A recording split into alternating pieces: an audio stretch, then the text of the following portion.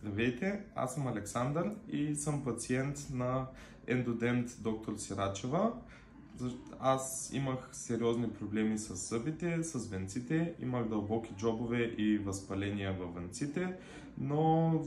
след намеса на професионалния екип на доктор Сирачева и по-специално доктор Тодоров, моето положение доста се стабилизира, вече се възстановявам, храня се отново както преди и най-вече имам доста добро чувство в устата и самите ми венци не се подуват, не са раздразнени, ям сладолед съвсем смело вече. Като цяло бих препоръчал на всеки да дойде